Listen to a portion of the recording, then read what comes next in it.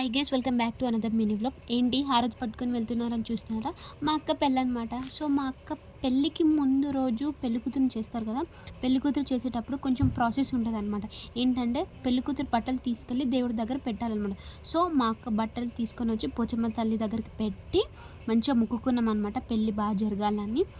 ఎందుకు ఈ వీడియో చూడమంటున్నానంటే మా సైడ్ మా దాంట్లో ఎలా చేస్తారు, మా సాంప్రదాయం ఎలా ఉంటుంది, మేము ఎలా పెడతాము, ఏం చేస్తామో చూసాము.